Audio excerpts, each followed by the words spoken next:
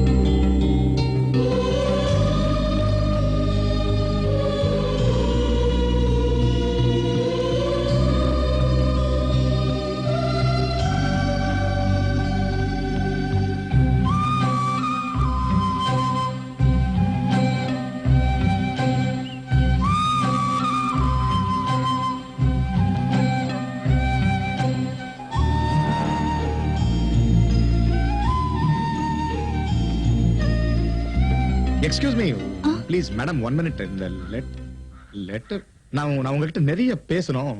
ஆனா நேரா பேசுறதுக்கு எனக்கு கூச்சமா இருக்கு. இந்த மனசுக்குள்ள இருக்கிறதெல்லாம் இந்த லெட்டர்ல எழுதிருக்கேன். நீங்க தனியா படிச்சுட்டு சரின்னு சொன்னீங்கன்னா எனக்கு சந்தோஷமா இருக்கும். இந்த லெட்டர் சார். பிரியா நீ உள்ள போமா. இல்ல சார். அயோக்கிய ராஸ்கல், என்ன தைரியம் இருந்தா என் காம்பவுண்டுக்குள்ள வந்து என் பொண்ணுக்கு லவ் லெட்டர் கொடுப்பேன்? ஐயோ, நீங்க என்ன தப்பா புரிஞ்சுக்கிட்டேன் சார். அந்த பொண்ணுக்கு நான் என் கண்ணு முன்னாலே என் பொண்ணுக்கு லவ் லெட்டர் கொடுப்பேன். நான் சும்மா இருக்கணுமா? பாத்தீங்களா இல்லாத குடும்பம் வீட்டை வாடகை கொடுத்தா என்ன காரியம் பண்ணிருக்கா பாத்தீங்களா? இல்ல சார்.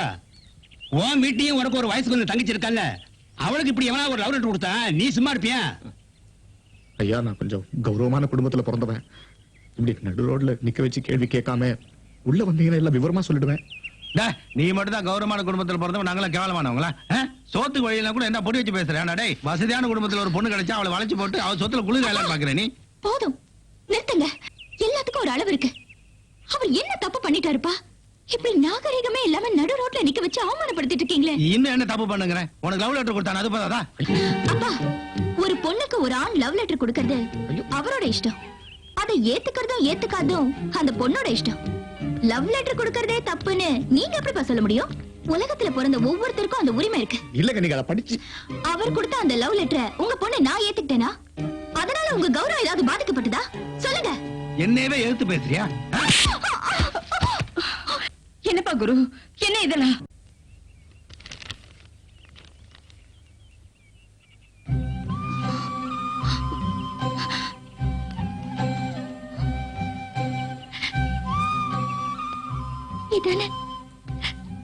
இதுதானே அவர் எனக்கு எழுதின லவ் லெட்டர்னு சொன்னீங்க. படிங்க, இத படிங்க, படிங்க. பிரியா அவர்களுக்கு இதுவரைக்கும் என் தங்கச்சி படிப்பு செலவுக்கு கடனா 1500 கொடுத்திருக்கீங்க. நான் ஆட்டோவுக்கு காசுலாம் துவைச்சப்ப என் கௌரவத்தை காப்பாத்த 100 ரூபாய் கொடுத்தீங்க. அது அப்பா இதுக்கு மேல உங்களால படிக்க முடியாது. நீங்க படிங்க. இல்ல படிங்க. இல்ல, நீங்க யாரு, இதுல என்ன எழுதி இருக்குன்னு எல்லாருக்கும் தெரியட்டும். படிங்க.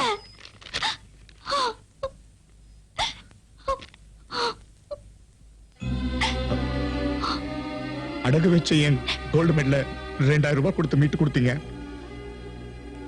உங்க அப்பாவுக்கு 4 மாசம் வாடகை பாக்கி இருக்கு, 3800 ரூபாய். நான் கொடுக்க வேண்டிய எல்லாத்தையும் மொத்தமா கூட்டினா 6800 ரூபாய் ஆகுது.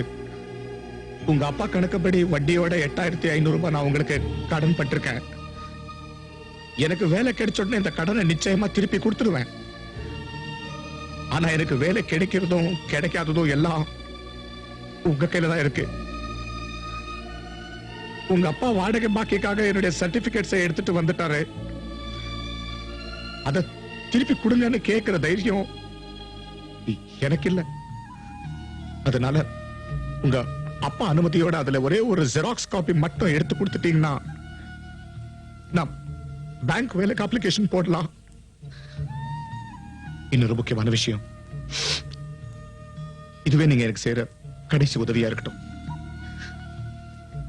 ஏன்னா மனிதாபிமானத்தோடு நீங்க எனக்கு உதவி செய்யறது மத்தவங்க பார்வையில தவறான எண்ணத்தை உருவாக்கிட்டா நாளைக்கு இன்னொருத்தருக்கு மனைவியாக போற உங்களுக்கு ஏதாவது களங்கத்தை ஏற்படுத்திடுமோன்னு பயமா இருக்கு. நான் எழுதுறதுல ஏதாவது தப்பு இருந்தா மன்னிச்சிடுங்க குருமூர்த்தி. இப்ப சொல்லுங்க, இது லவ் லெட்டரா? ப்ளீஸ் என்ன மன்னிச்சிடுங்க ப்ளீஸ். தயவு செஞ்சு எல்லாம் போங்க போங்க. நில்லுங்க. அப்பா, இது வரைக்கும் எனக்கு அவர் மேல அனுதாபம் மட்டும்தான் இருந்தது. ஆனா இந்த நிமிஷத்துல இருந்து அந்த அனுதாபம் காதலா மாறிடுச்சு. அவர் என்ன காதலிக்கிறாரோ இல்லையோ எனக்கு தெரியாது. ஆனா நான் அவரை காதலிக்கிறேன். நான் ஒரு முடிவுக்கு வந்துட்டேன்பா. அவரை தான் கல்யாணம் பண்ணிக்க போறேன். பிரியா, நீ ஆயுசு பூரா அவசரப்படுறதுக்கு நான் அனுமதிக்க மாட்டேன். வெறும் கற்பனையில வாழ முடியாதுமா. நீங்க நினைச்சதுதான் கற்பனை. நான் வாழ போறது நிஜம். என் வார்த்தையை மீறி நீ அவனை கல்யாணம் பண்ணிக்கிட்ட, சொத்துல பங்கு இல்லைன்னு வைங்க, ஒட்டுமொத்தமா அவனை தலைமொழிகிட்டேன்னு சொல்லுவீங்க. அவ்வளவுதானே? அப்பா, தாய் வீட்டு சீதனமா நான் ஒரே ஒரு பொருளை மட்டும் எடுத்துட்டு போறேன்.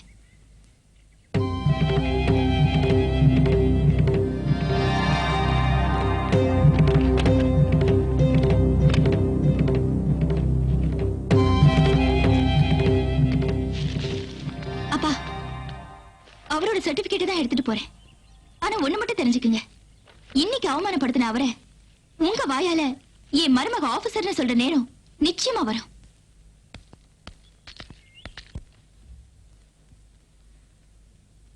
கல்யாணம் ஆகாத பொண்ணு பிறந்த வீட்டை விட்டு வர்றதும், கல்யாணமான பொண்ணு புகுந்த வீட்டை விட்டு வர்றதும் ரெண்டுமே தப்புமா.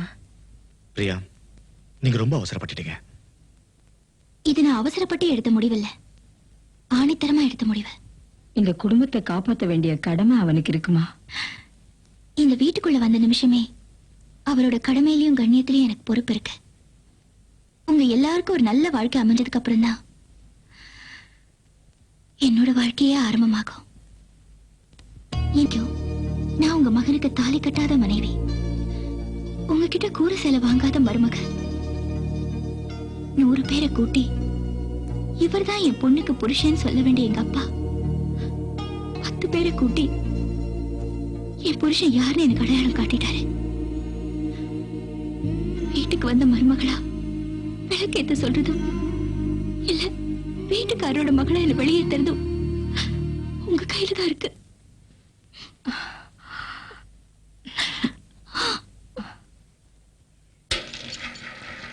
Sir post.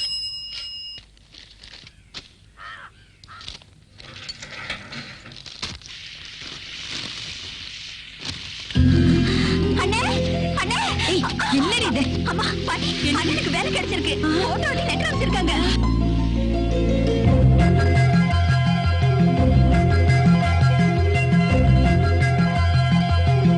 ராஜா, உனக்கு எந்த ஆபீஸ்ல வேலை கிடைச்சிருக்கு? இல்லம்மா, இது ஹால் டிக்கெட். ஏராசா, இத காட்டினா வேலை போட்டு கொடுத்துருவாங்களா? இல்ல பாட்டி, இது ஒன்லி ஹால் டிக்கெட். இது எடுத்துட்டு போனா எக்ஸாம் எழுத விடுவாங்க. நான் எக்ஸாம்ல பாஸ் பண்ணிடுவேன், நிச்சயமா எனக்கு வேலை கிடைச்சிடும். ஆமா, அதுக்கே போட்டோ ஒட்டி இருக்கு. பாட்டி, அது ஐடென்டிபிகேஷனுக்கு தான். இந்த பரீட்சை எழுதினா நிச்சயமா வேலை கிடைச்சிரும். ராசாத்தி, எல்லாம் உன் கை ராசிதான். எல்லாம் நீ இந்த வீட்டுக்கு வந்த ராசிமா.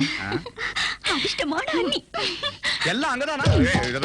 வேணாம், நான் வரல விளையாடுங்க. வேணாம், ஹலோ, என்ன ஒண்ணுல அது வேலை. ஆய், ஆய். இந்த பக்கம் திரும்பு.